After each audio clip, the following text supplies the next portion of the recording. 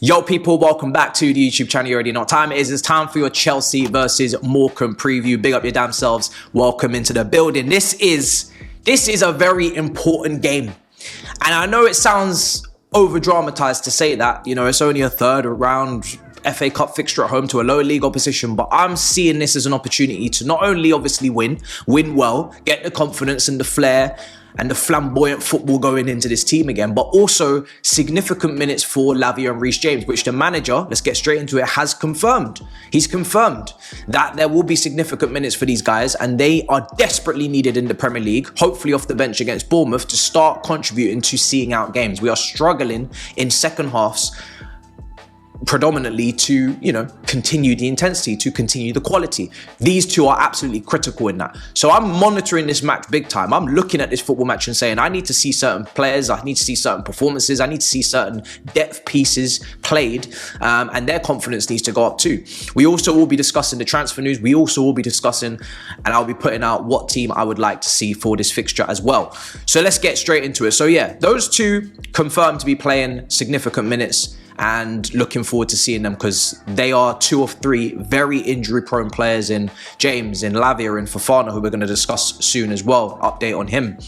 They are critical to the success and failure of this team. We all know this, right? Significant cogs in the system. So, also confirmed, there will be no Chilwell, there will be no Cassidy, and that is because they are expecting to exit the club. Now, Chilwell, I have been advertising him on billboards, on bus stops, saying that Manchester United, this is your new left wing back. He is very useful in this position. He has played in this system before, in a back three, as a wing back for Thomas Tuchel. He has won a Champions League. He fits your wage structure impeccably, and he's ready to leave.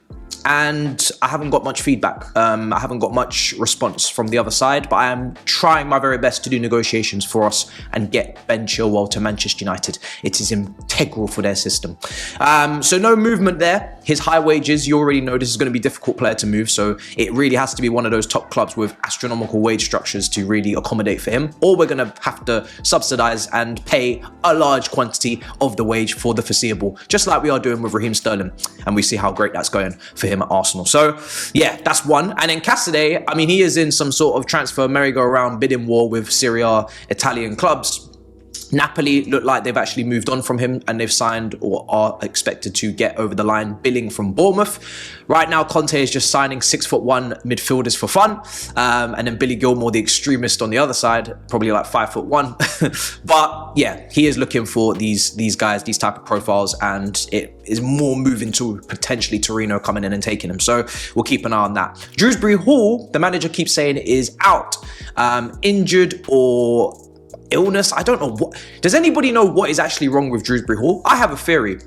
I don't think he's out injured. I think we are pretending that he's injured because I'm not actually getting any clarification or any understanding of what the actual injury is and how long he will be out for. I think we're just we don't want to play him because we don't want him to get injured because we need to get rid of him. I think that's the situation. I don't think Dewsbury Hall could possibly sit here and say that he's happy at Chelsea. He's not getting any game time. It's been really well reported that Andre Santos will be part of the squad next season. That pushes him even further down the pecking order. There is absolutely no reason for him to want to be here. So I think he wants to leave. I'm pretty sure we are open to him leaving, and he's not really injured. He's just unavailable for playing because we are looking for a transfer. I don't know why we don't just come out and say that, unless someone is going to tell me he's got a hamstring or whatever. But if he does, then he can't leave because he wouldn't pass the medical. So it's not really adding up. The maths is not really mathing with Dewsbury Hall. And also, of course, we found out that Insamino, the Argentine Aaron centre-back, is not going to play this game because he is still acclimatizing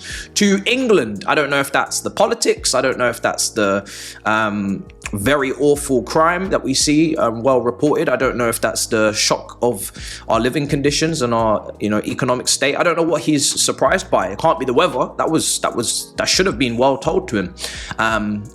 Although that has been pretty peak recently as well. It's been freezing. So I don't know what he's acclimatizing to, the poor kid. But he is obviously not going to play this game.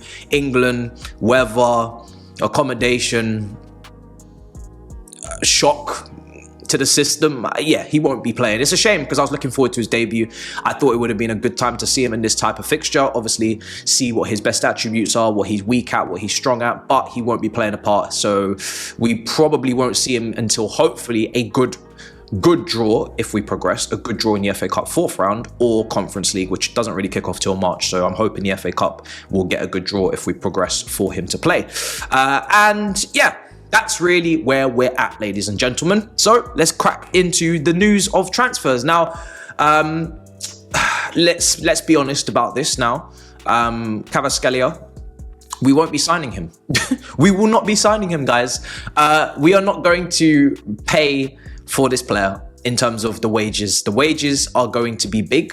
He is going to demand a big increase from what he's on at Napoli. PSG are prepared to quadruple, it seems, what he's currently on, according to Fabrizio Romano. That puts us out of the race immediately. Now, there was a little link with us because, of course, why not? Everybody links themselves to us. But for me, it's very difficult to see how a big left-wing transfer is done until Mudrik's Sample B results are reported and we have the results and we know what his future is, because you are then adding another winger onto the books and you are now having 3 left wingers, and when Esteval arrives, 3 right wingers this summer, which you are leaving yourself a lot to do in terms of outgoings and sorting out futures, and financially you're putting yourself in a bit of a mess. So I always say when it comes down to these things, it has to be one in, one out.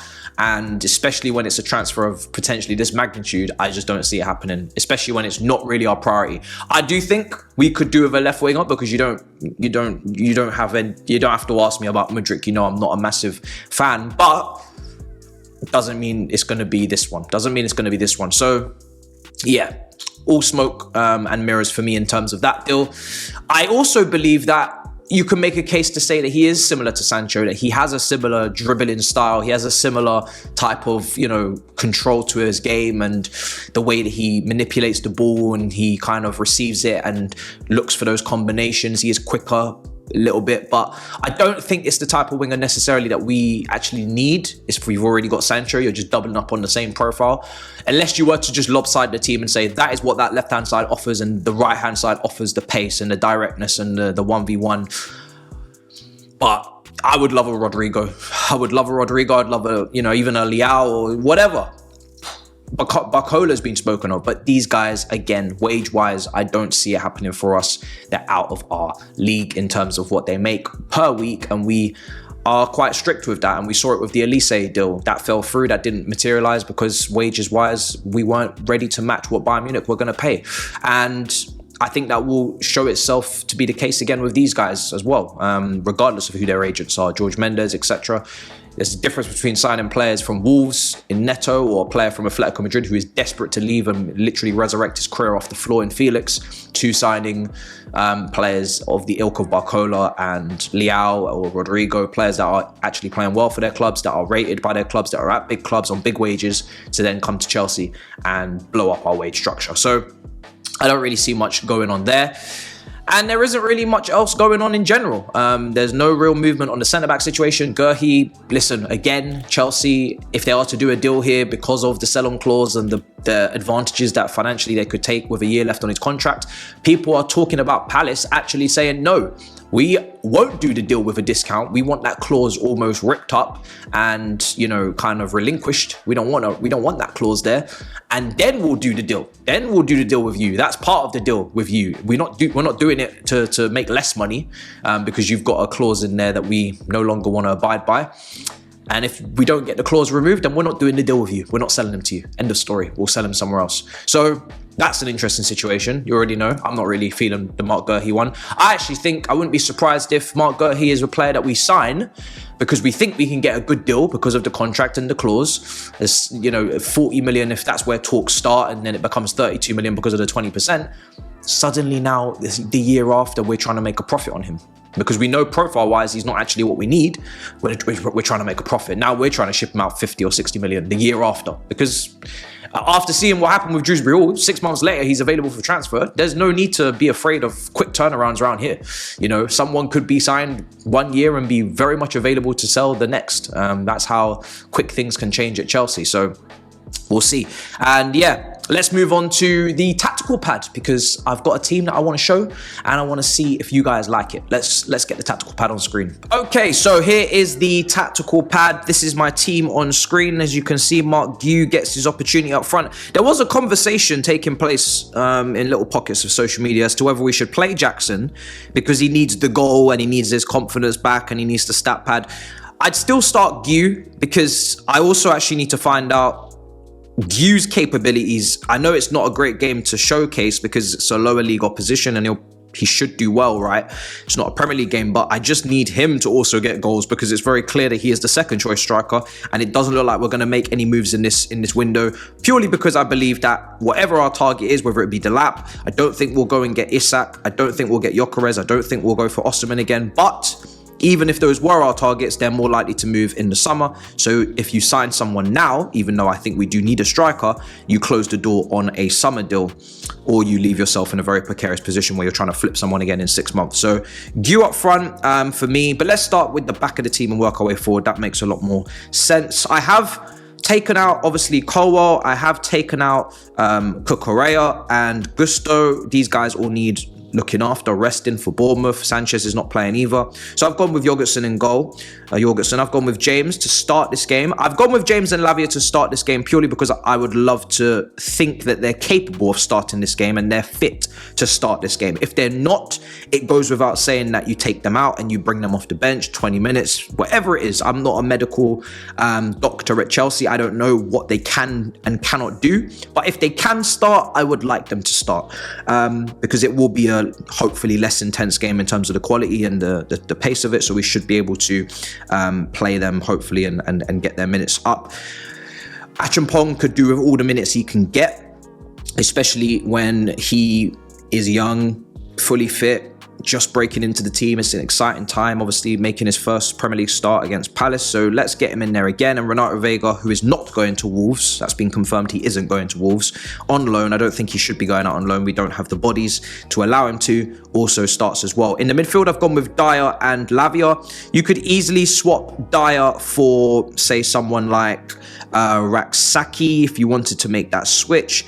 I am not really overly bothered as to which one of them play because they're both talented youngsters and they both have bright futures and they both need the opportunity. But one of them, not both of them, purely because I want to respect Morecambe. I don't want us to be one of those teams that get a shock.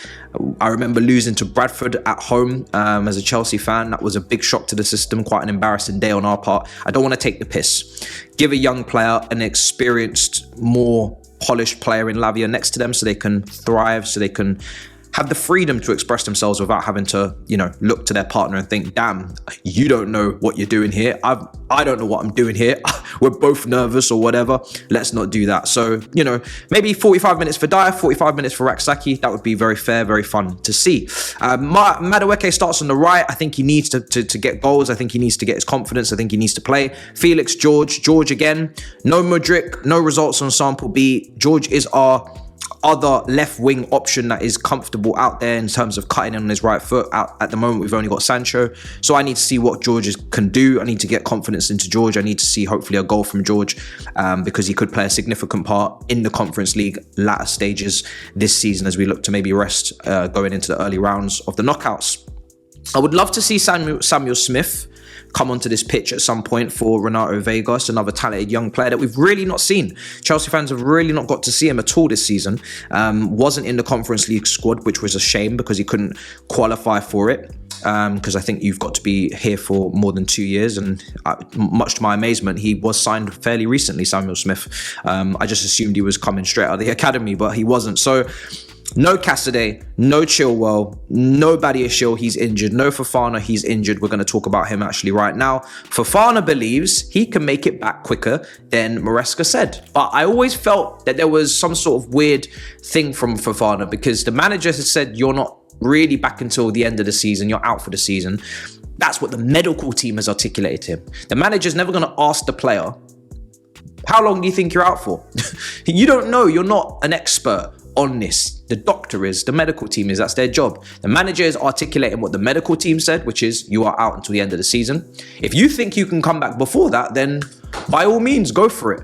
might not actually be the best move, really, for your long-term health, for your long-term fitness. So he needs to think about that as well. But the manager, the medical team, they are always going to converse whether a player is selected for a game, whether you should select them. Are they able to play? How many minutes? 20, 15, 30? The medical team is meant to advise that. You never ask the player, really, are you going to be back on this certain time frame? Are you going to be able to play in this match coming up after an injury? It's really the medical team you're going to. So yeah, it's more for Fana that's in the wrong, I'll be honest, with that public comment of saying that the manager, I don't know why he said that. He's saying what he has to say. You can say whatever you want to, but we're not going to really listen. I'm not going to be on, I'll be honest, I'm listening to the end of the season. That's what I'm planning for. That's what I think we should be planning for as a fan base. He's out to the end of the season. If he miraculously comes back sooner, but then gets injured again, that's of no use to anyone. So let's see what happens. Let me get Jorgensen back in there because he just decided to run away. There'll be no Chukwuemeka's, there'll be no Dewsbury Halls. All of the players that are basically available for transfer, pretty, conclusive that they're available for transfer now in January. There's no exit so far. I think we need to get a move on in the next week and a half on that. Then yeah, they're not going to be playing in this game, and rightly so. We don't need players that are available for transfer getting injured against Morecambe and then not being able to pass medicals to leave the club. So pretty standard, pretty simple. Hopefully more Cobham graduates can come off the bench if we start to run away with this win, but get the job done first. And I believe that is a strong enough team to put away Morecambe from the get-go. If I bring Renato Vega back in for a second, because it's much more likely he starts. And if it isn't, then it's a damning indictment on these guys, because there's quite a few senior players here. Felix, you should be leading this team in the attacking sense. Madueke as well. And the defence, I've got experience in Tosin there, and James, as long as he's fully fit, and the goalkeeper, Lavia. So there's a spine there. So they need to be able to win this game and handle business. And that really is all there is to it. But all I want to say to you to wrap this video up is, really look at what wages people are on in terms of those big left winger names before you get too excited about their incoming to Chelsea, especially in January. I really don't think it's going to happen. Sorry to be a Debbie Downer, but I'm just being honest. And it really is down to whether we're recalling Chalobah or we're not. Whether Palace are going to let us keep that clause in, which I really don't see why they would, because they could sell to Newcastle or to whoever for much more money than us. So I don't really see much legs to that right now.